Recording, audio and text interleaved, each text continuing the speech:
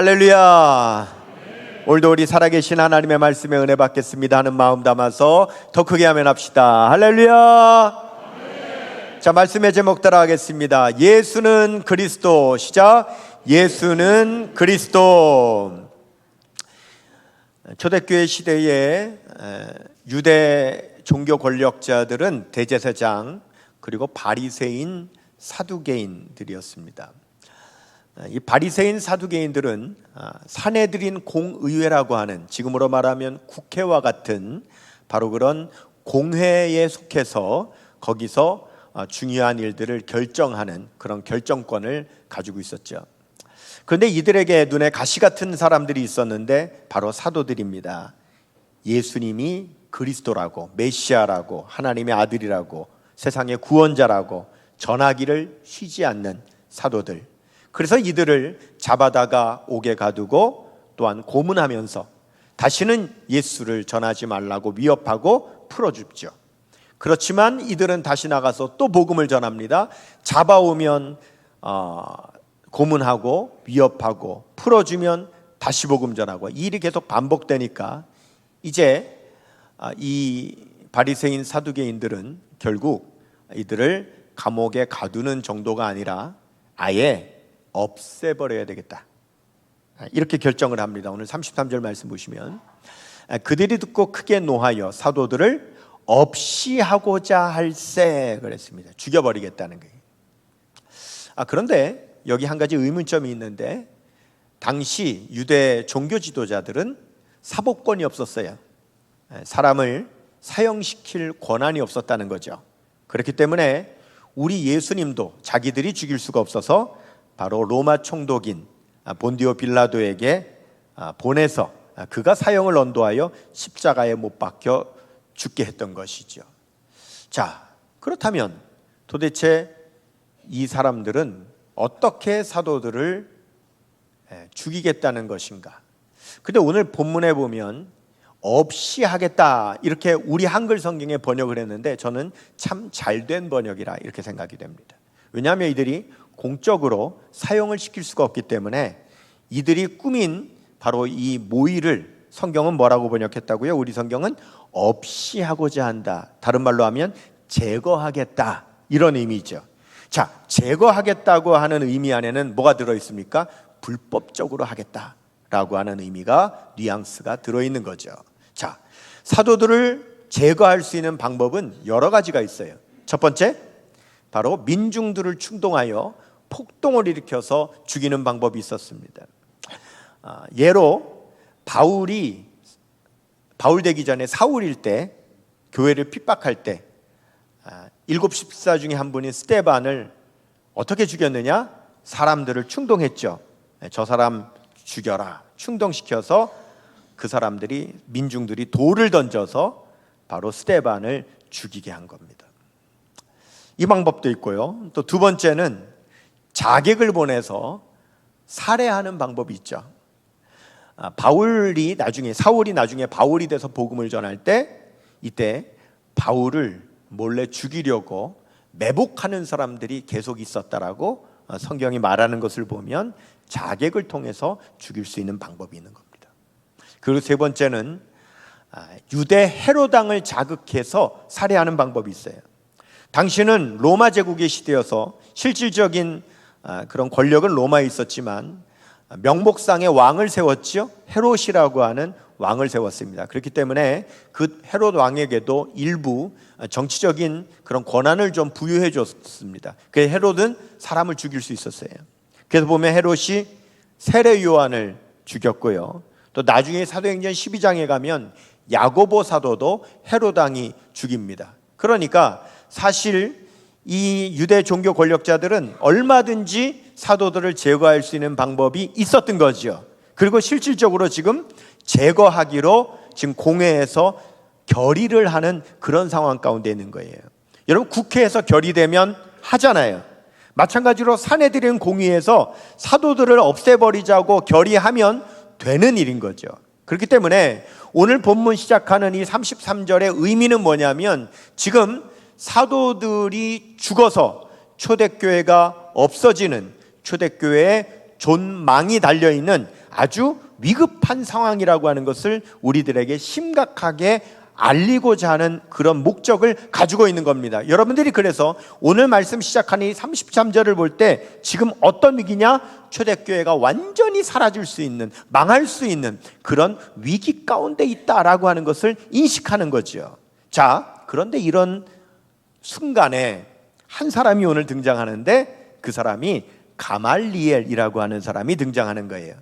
가말리엘은 당시에 아주 존경받는 랍비였고요, 또 종교 지도자였습니다. 근데 그가 사도들을 좀 나가 있으라고 한 다음에 그 공회 자리에서 바리새인과 사두개인들에게 충고를 하는 겁니다. 자, 오늘 34절 35절 보시면 바리새인 가말리엘은 율법 교사로 모든 백성에게 존경을 받는 자라 공회 중에 일어나 명하여 사도들을 잠깐 밖에 나가게 하고 말하되 이스라엘 사람들아, 이 바리새인과 사두개인들입니다. 너희가 이 사람들에 대하여, 사도들에 대하여 어떻게 하려는지 조심해라. 함부로 결정하지 말라는 거예요. 저들을 제거하기로 지금 함부로 결정하지 마라, 조심해라라고 하면서 충고합니다. 그의 충고는 첫째, 사도들의 사상이 사람에게서 난 것이라면 무너질 것이다 라고 하는 거죠. 자, 38절 말씀 보시면 이제 내가 너희에게 말하노니 이 사람들을 상관하지 말고 버려두라. 이 사상과 이 소행이 사람으로부터 났으면 무너질 것이요 그랬어요. 그러면서 두 가지 예를 드는데 첫 번째가 드다의 예를 듭니다. 드다 사건이 있었어요. 드다라는 사람이 있었는데 이 사람이요, 자기는 요단강도 가를 수 있고 막 기적을 행할 수 있다라고 하면서 한 사람들을 모아요. 한 400명 정도 모였어요. 그래서 이 추종자들을 데리고 이 로마 총독에게 저항을 합니다. 그러자 당시에 로마 총독이었던 쿠스피우스 파두스가 가만두지 않죠. 진압을 합니다. 드다를 목베어 죽이고 나니까 추종자들이 다 흩어져서 사라져 버렸어요. 그냥 한 에피소드로 끝나버린 거예요. 자, 또 한 사람의 예를 드는데 갈릴리 유다 사건입니다. 37절 말씀 보면 그 후 호적할 때에 갈릴리의 유다가 일어나 백성을 꾀어 따르게 하다가 그도 망한즉 따르던 모든 사람들이 흩어졌느니라 그랬습니다. 여기 호적할 때에 이것은 뭐냐면 로마가 이스라엘 사람들의 호적을 하게 해서 세금을 거두려고 하는 거예요. 그때 그 사실을 알고 이 갈릴리 유다 사람이 일어나서 왜 우리 백성들의 세금을 걷어서 로마에 바치려고 하냐고 저항을 하는 겁니다. 당연히 그때도 진압당하죠.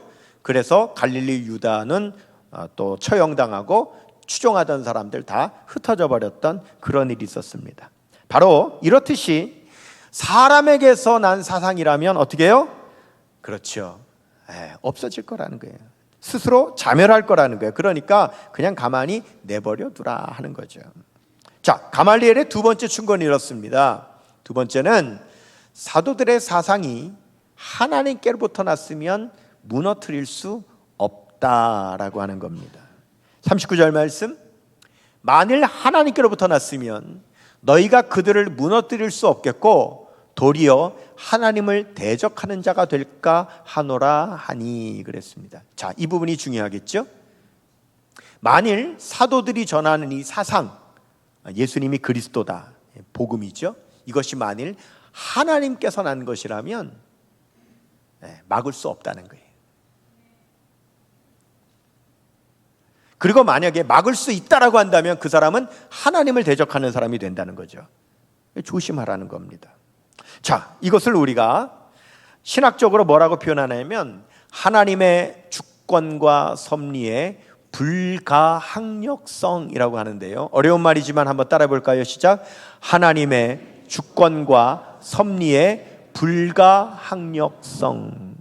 이게 무슨 말입니까? 하나님의 뜻은 누구도 막을 수 없다는 거예요. 하나님이 하시는 일은 누구도 막을 수 없다라고 하는 거죠. 아멘입니까? 여러분, 이미 이 사람들은 구약 성경에 정통한 사람들입니다. 근데 구약 성경 안에는 하나님의 주권과 섭리의 불가항력성에 대한 말씀이 너무너무 많아요. 한 구절만 보겠습니다. 욥기 42장 2절 말씀 보면, 중요하니까 같이 읽겠습니다. 주께서는 못하실 일이 없사오며 무슨 계획이든지 못 이루실 것이 없는 줄 아오니. 아멘입니까? 믿습니까? 그렇습니다. 이것이 하나님의 주권과 섭리의 불가항력성이에요. 하나님이 뜻하시면, 하나님께서 계획하시면, 하나님께서 일하시면 누구도 막을 수 없고, 하나님은 실패도 없으시고, 하나님은 반드시 성취하십니다. 우리 그 사실을 믿는 거죠. 가말이 이렇게 충고하는 거예요. 그러자 이 사람들도 반박도 하지 못하는 겁니다. 함부로 말할 수도 없는 거죠. 그래서 사도들을 제거하지 못하고 그냥 그대로 풀어져 버리는 겁니다. 40절 말씀 보시면, 그들이 사두개인 바리새인들이 옳게 여겨 가마리엘의 말에 반박할 수가 없다는 거죠. 사도들을 불러들여 채찍질하며 그래도 고문은 했습니다. 예수의 이름으로 말하는 것을 금하고 놓으니. 그래서 여러분, 사도들이 지금 제거될 수 있는 그런 위기에 놓였지만, 이제 가마리엘에 의해서, 가마리엘을 통해서 그들이 다시 풀려나서 위기를 극복하게 되는 거죠. 자, 여러분들 혹시요, 지금까지 인생을 사시면서 실제로 가장 많이 모여있는 사람 본 것, 실제로 보신 것, 얼마나 많은 사람 모인 거 실제로 보신 적 있습니까? 사람 많이 모인 거 내가 실제 눈으로 본 거. 저는 생각해 보니까 저 상암 월드컵 경기장에 사람 꽉 찼던 거 제가 한번 본 적이 있는 게 아마 제 눈으로 본 가장 많은 사람인 것 같은데요. 그때 몇 명이 모였냐면 6만 명 모였답니다.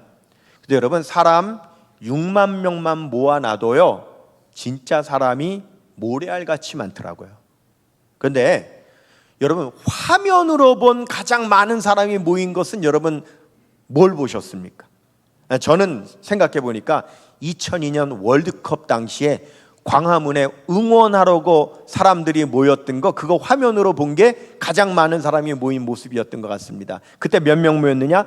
165만 명 모였습니다, 광화문에. 근데 여러분, 그때 어땠습니까? 사람이 뭐 같아요? 모래알 같아요. 165만 명, 진짜 많은 사람들입니다.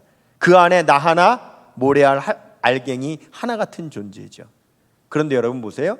165만 명 모였는데 그렇게 많은 사람이 모인 건데, 대한민국 5천만이 다 모이면 얼마나 많을까요?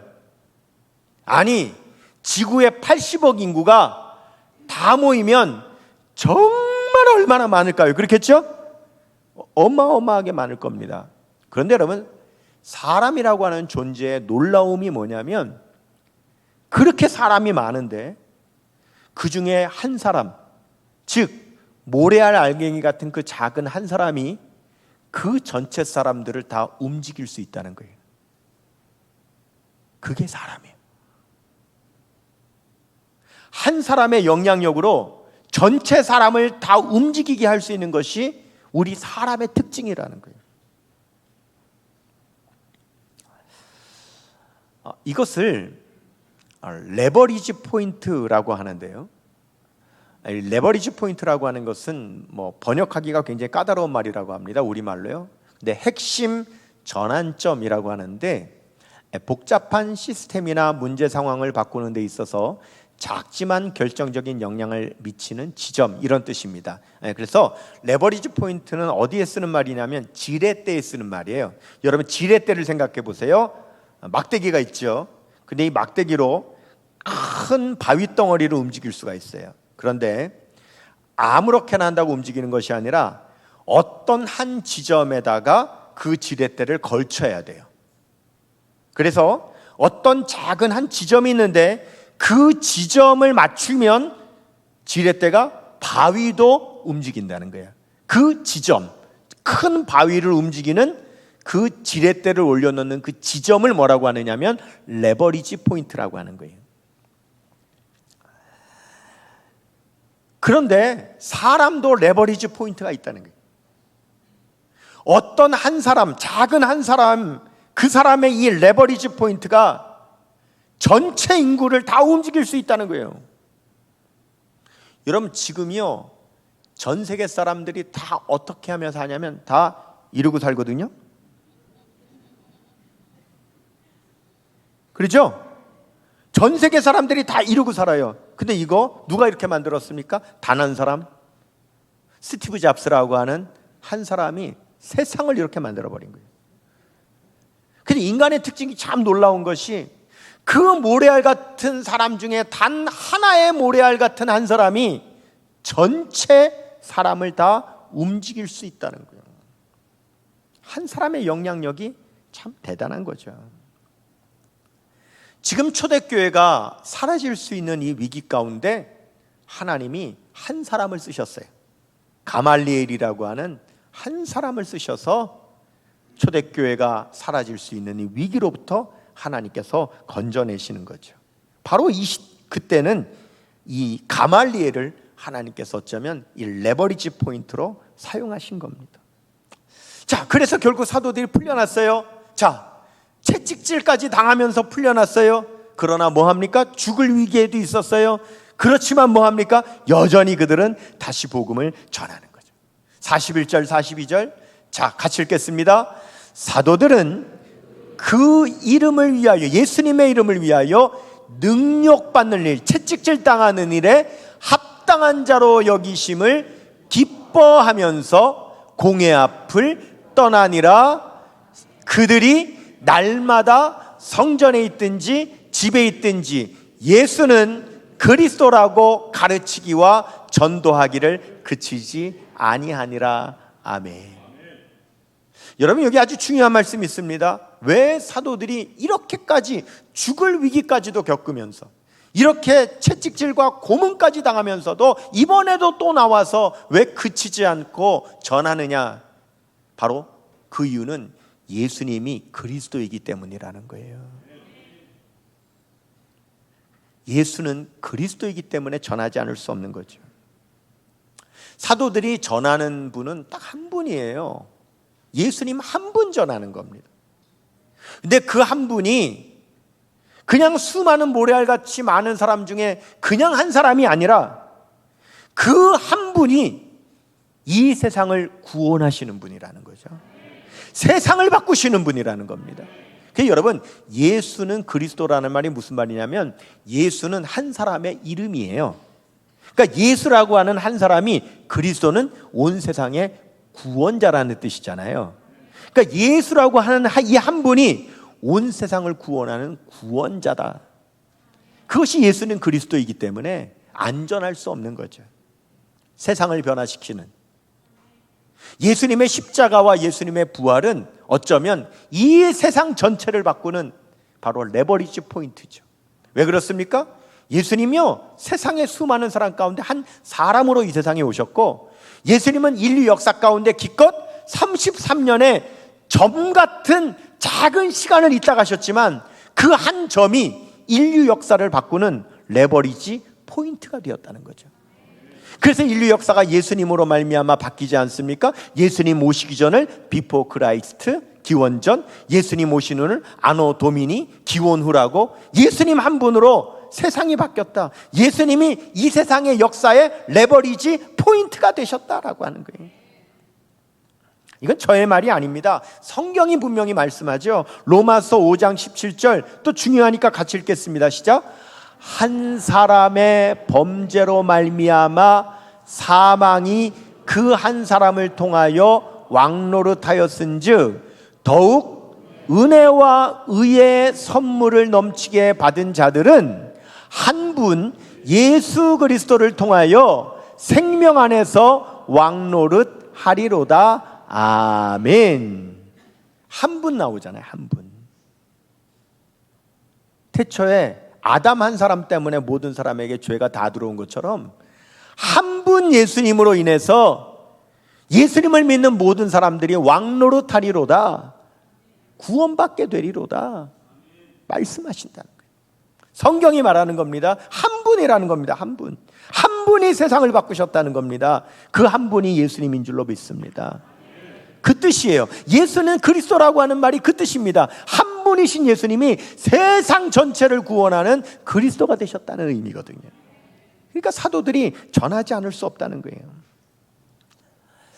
제가 이 설교를 이렇게 준비하면서 묵상을 하다가 번뜩하고 떠오르는 한 기억이 있는데요. 제가 신학대학에 입학한 것이 35년 전인데요. 신학교에 이제 막 들어간 신입생일 때 신학교를 들어가 보니까요. 뭐 그 전까지는 아무것도 모르잖아요. 들어가 봐야 이제 신학 공부를 이렇게 하는 건지 알잖아요. 막상 들어가 보니까요. 신학 공부는요. 책 싸움이더라고요. 신학은 책으로 공부하는 거기 때문에요. 신학은 책이 많아야 돼요. 그러니까 책이 총알하고 똑같아요. 누가 더 책을 많이 가지고 있느냐, 이 싸움이에요. 시작이요. 그래서 신학생들은 진짜 책을 많이 봐야 돼요. 그래서 여러분, 신학을 하고 목회하는 우리 목회자들 가운데요, 웬만하면 뭐 수백 권은 뭐 말할 것도 없고요. 기본적으로 목사들은 기본적으로 한 1000권 이상의 책들은 보통 가지고 있습니다. 보통 하여간 책. 그래서 여러분 아십니까? 이사심 센터에서 제일 이사하기 싫어하는 사람이 목사입니다. 책이 많아가지고. 왜냐하면 책은 10권 20권만 들어도 무거워서 못 들거든요. 그거를 수천 권을 날리려고 하니까 이사하기 제일 싫어한단 말이에요. 저도요, 제가 책 제일 많을 때, 제가 세봤을 때 제가 몇 권까지 세봤냐? 3,500권까지 세봤거든요. 가지고 있던 책이요. 근데 그 책을 서울 올라오면서 참 많이 버렸습니다. 지금 제 목양실 서재가 책 꽂을 때가 너무 적기 때문에 포항에서 올라오면서 하여간 부목사님 웬만하면 다 주고 아니면 뭐 버리고 이러고 이제 책꽂이에 꽂을 수 있을 만큼만 제가 책을 가지고 왔어요. 그게 책 싸움이란 말이에요. 근데 신학교에 들어가니까 책을 사야 되겠는데 무슨 신학생이 무슨 돈이 있어요. 그러니까 책을 살 돈이 없으니까 가급적이면 싸게 많이 사야 되니까 그 당시에는 어딜 주로 다녔냐면 지금 없어졌는데요. 청계천에 가면 옛날에는 헌책방 골목이 있었습니다. 그래서 그 헌책방 골목을 막 뒤지면서 교수님들이 사라고 하는 책 목록이나 읽고 싶은 책 목록을 가지고 뒤져가지고 사는 거예요. 그래서 제가 신학교 이제 1학년 학생일 때 청계천 헌책방에서 책을 막 뒤졌어요. 뒤지면서 책을 사는데 그 가운데 한 책이 제 눈에 들어오는 거예요. 근데 그 책은 그 당시에 저 동부 이촌동에 교회를 개척해서 한창 이제 부흥하고 있던 젊은 목사님이 쓰신 책이었어요.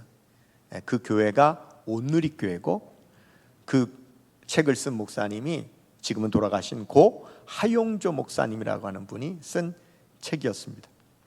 근데 그 책이 정가가 2,500원이었는데 제가 그 헌책방에서 아마 1,000원을 주고 그 책을 샀을 거예요. 근데 제가 그 책을 딱 사보니까 딱 이렇게 잡으니까 책 제목이 너무 독특한 거예요. 책 제목이 뭐냐면 그림 보여주시면 책 제목이 한 사람을 찾습니다 라고 하는 책 제목이에요. 한 사람을 찾습니다? 이게 무슨 말일까? 그리고 제가 그 책을 읽는데 이분이 책 제목을 한 사람을 찾습니다라고 하는 쓴 이유가 성경 구절에 있는 거예요. 예레미야서 5장 1절 말씀 보면 또 중요하니까 같이 읽어보겠습니다. 시작. 너희는 예루살렘 거리로 빨리 다니며 그 넓은 거리에서 찾아보고 알라. 너희가 만일 정의를 행하며 진리를 구하는 자를 한 사람이라도 찾으면 내가 이 성읍을 용서하리라. 당시 예루살렘이 아주 타락해 있는데 하나님께서 그 예루살렘 거리를 다니면서 정의를 행하고 진리를 구하는 사람 한 사람만 찾으면 내가 그 한 사람 때문에 내가 예루살렘 전체를 용서할 거라고 말씀하시는 겁니다. 이건 무슨 의미입니까? 한 사람의 선한 영향력의 중요성을 말씀하시는 거예요. 정의를 행하는 한 사람이 있다면 예루살렘에 정의의 소망이 있고, 진리를 찾는 한 사람이 있다면 예루살렘이라고 하는 도시에 진리의 소망이 있다라고 하는 겁니다. 하나님은 한 사람이 있으면 한 사람을 통해서 희망을 보시기 때문에, 희망이 있다면 하나님은 멸망시키지 않으시겠다는 거예요. 여러분 보세요. 하나님은 꺼져가는 불 끄지 아니하시고 상한 갈대를 꺾지 않으시는 분이시거든요. 여러분 보십시다. 불씨가 남아있어요. 희망이잖아요. 불씨가 있다면 희망이잖아요. 아멘입니까? 작은 불씨지만 작은 불씨가 큰 불의 희망이잖아요. 근데 희망이 있는데 끄겠어요? 희망이 있는데 끄겠습니까? 안 끄잖아요. 작은 희망이 있으면 안 끄잖아요. 마찬가지로 예루살렘 전체가 타락했지만 한 사람이 있다면, 정의를 행하는 한 사람, 진리를 찾는 한 사람이 있다면 그 사람이 정의와 진리의 희망이기 때문에 하나님은 희망을 끄지 않으시겠다는 겁니다. 한 사람이 중요하다는 거죠. 오늘요, 일부 예배, 우리 일부 예배, 좀 전에 일부 예배 드릴 때 7시 반에 드립니다. 제가 7시 반 전에 계단으로 이제 오늘 예배 드리려고 올라오는데요, 한 7시 한 20분쯤 된 것 같습니다. 제가 우리 1층에서 2층 올라오는 계단을 이렇게 올라오는데 바로 제 앞에 초등학교 여자아이가 올라와요. 혼자. 근데 이 아이가 누구냐면, 항상 우리 뭐 부흥회 때라든가 이럴 때 우리 이제 찬양 앞에서 인도할 때 나와서 율동하는, 아주 열심히 교회학교 신앙생활하는 아주 예쁜 교회학교 아이예요. 여자아이예요. 근데 이 아이가 일부 예배 올라가는 거예요. 그래서 제가 불렀죠. 오늘 뭐 교회학교 예배 뭐 못 드려서 올라가나, 도대체 왜 이 아이가 올라가나. 그래서 근데 여러분, 교회학교 아이가 혹시 교회학교 예배를 못 드린다고 일부 예배를 드리는 것도 사실은 좀 굉장히 놀라울 일이잖아요. 그리고 우리 교회는 2부 때도 교회학교 예배가 있어요. 지금 이 시간에도. 그리고 3부 때도 있고요. 그러니까 유초등부를 가든지 아니면은 3부 때 초등부를 가든지 갈 수 있어요. 그것도 안 되니까 일부 예배로 오나? 그렇다 해도 초등학교 아이가, 여자아이가 교회학교 예배를 못 간다고 이른 아침 7시에 그것도 혼자 어른 예배를 오는 게 이상하잖아요. 그래서 물었죠. 왜 올라가? 예배당에 왜 올라가? 오늘 뭐 교회학교 예배 못 나가? 그랬더니 아니래요. 오늘 교회학교 예배 간다는 거예요. 근데 이른 아침에 왜 가? 그랬더니 그 여자아이가 저한테 뭐라 그런지 아세요?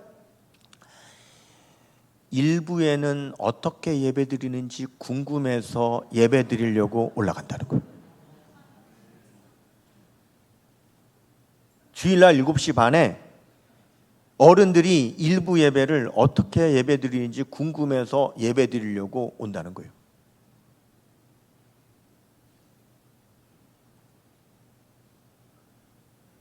초등학교 여자아이 하나이가 그렇게 얘기하는데, 여러분, 제가 그 순간 무슨 생각이 들었겠습니까? 우리 교회 다음 세대에 희망이 있다. 그렇죠? 우리 교회 다음 세대에 소망이 있다. 몇 명 보고요? 한 명 보고요. 여러분, 우리가 보통 그러지 않아요? 그런 아이 하나를 보면 뭐라고 해요? 야, 다음 세대에 소망이 있네. 우리 청년들 이제 한 10명 정도 되는 청년이 자기 사비를 들여가지고 휴가를 내고 해가지고 일주일 동안 필리핀으로 단기 선교 갑니다. 여러분, 한 10명 되는 청년이 그렇게 헌신해서 필리핀 단기 선교를 가는 걸 보면서 우리가 어떤 마음을 갖죠? 다음 세대 청년들에게 희망이 있구나. 믿음의 청년들에게 소망이 있구나. 여러분, 이러지 않겠어요? 누굴 보고, 몇 명 보고요? 네, 한 명 보고 10명 보고 우리는 전체의 소망을 갖는 거라 이거예요.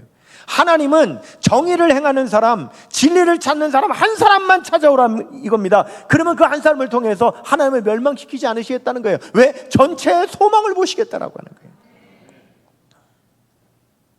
그래서 그 책 제목이 뭐라고요? 한 사람을 찾습니다.